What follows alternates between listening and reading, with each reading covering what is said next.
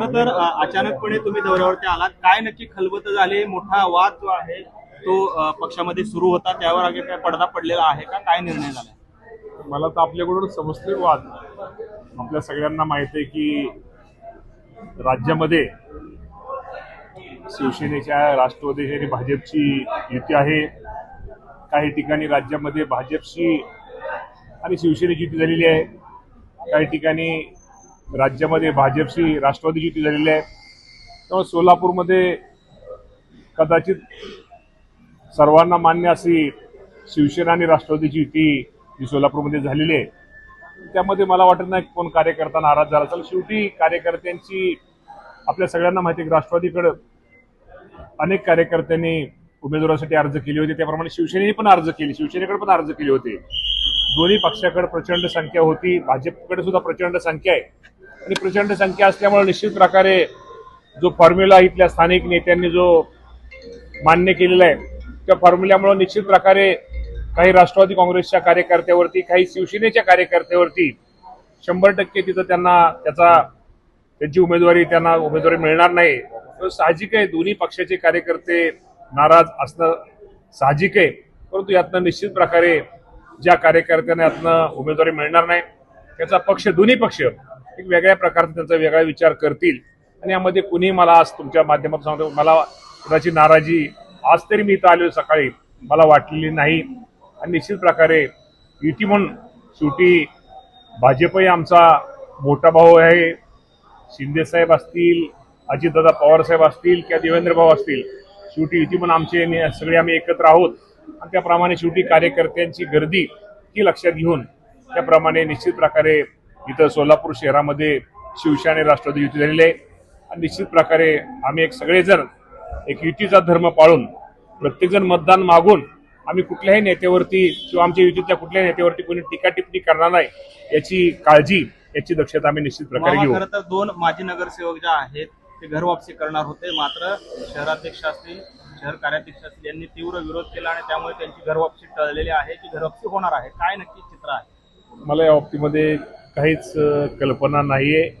परंतु शेवटी आता प्रत्येकाला अधिकार आहे. माझं म्हणणं आता उद्या आता शेवटचा फॉर्म भरण्याचा दिवस आहे, तर प्रत्येकाला अधिकार आहे की प्रत्येकाने ज्याला जे योग्य वाटतं त्याप्रमाणे करावं किंवा ते करतायत, तर त्याबद्दल आपलं कोणाचं ऑब्जेक्शन असायचे काय कारण नाही. आता आम्ही सगळेच दोन्ही युती म्हणून आम्ही 102 जागा लढवतोय. भारतीय जनता पार्टी लढवते किंवा इतर अनेक, काँग्रेस असतील, उद्धव बाळासाहेब ठाकरे शिवसेनेचा गट असेल किंवा इतर जे काय हे असतील, ते सगळेच निवडणूक यामध्ये लढवत आहेत. शेवटी निवडणूक ही निवडणूक असते आणि निवडणुकीपुरत राजकारण करायचं, निवडणूक संपल्यानंतर राजकारणाच्या जोडे बाजूला सारायचे ही आमच्या सगळ्या नेत्यांची आम्हाला सर्वांना सूचना आहेत. पण निश्चित प्रकारे येणारी निवडणूक ही आम्ही शिवसेना आणि राष्ट्रवादी म्हणून लढवतोय. मामा, पुणे आणि शरद पवार गट आणि अजित पवार गट दोघेही एकत्र येऊन लढतायत, मात्र चिन्हावरून ते आपल्या आपल्या स्वतंत्र चिन्हावर लढणार आहेत. या बाबतीमध्ये मला काय त्याबद्दल कल्पना नाही. या बाबतीमध्ये अजितदादा पवार साहेब, तटकरे साहेब, प्रफुल्लभाई पटेल या सर्वांना ती माहिती असेल.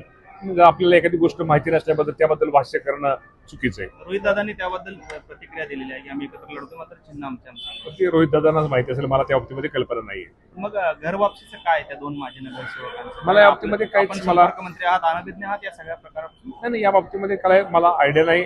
आलं तर स्वागत आहे, नाही आलं तरी काय अडचण नाही. पण यायला ते तीव्र इच्छुक होते, तुमची भेट पण झाली. इच्छुक माझी, मात्र भेट तर माझी सगळ्यांचीच होत असती. भेट तर माझी भारतीय जनता पार्टीच्या सगळ्या उमेदवाराची भेट असती, आमदारांची भेट असती, गटनेत्यांची भेट असती, नगरसेवकांची भेट असते, सर्वच पक्षाच्या.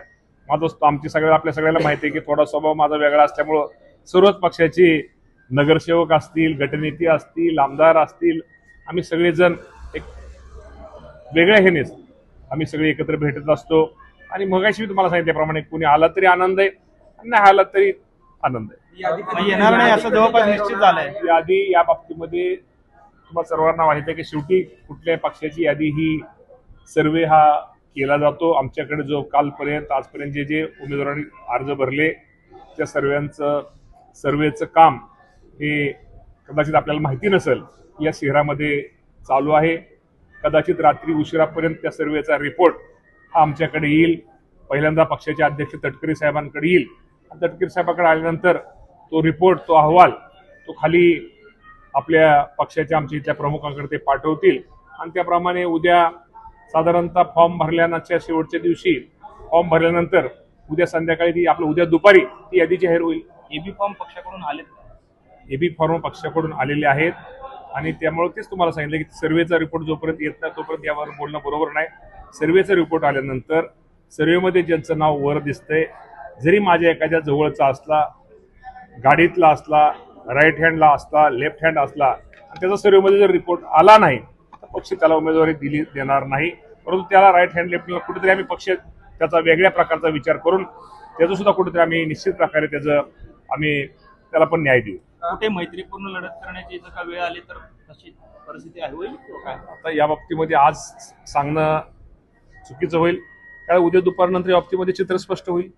तुम्ही शिवसेनेसोबत युती केलेली आहे, प्रचाराचा समन्वय कशा पद्धतीचा असणार आहे आणि या प्रचाराचा समन्वय या इथले आमचे स्थानिक पक्षाचे अध्यक्ष कार्याध्यक्ष आमचे खरडमल साहेब असतील, समन्वयक आणि शिवसेनेचे जे त्यांचे प्रमुख आहेत ते सगळे एकत्र बसून ते समन्वय ठेवतील आणि योग्य प्रकारे आमच्या पक्षाचा विचार आणि आम्ही सोलापूर शहरासाठी काय भविष्यामध्ये आमचं विजन काय असणार आहे, आम्ही काय करणार आहोत हे समोर मतदारासमोर मांडतील. स्टार प्रचारक कोण येणार आहे काय? स्टार प्रचारक नाही, सगळे स्टार तुमच्या सगळे स्टार प्रचारक आहेत. चला. लोकशाही मराठी ऐका, पहा, जागरूक रहा.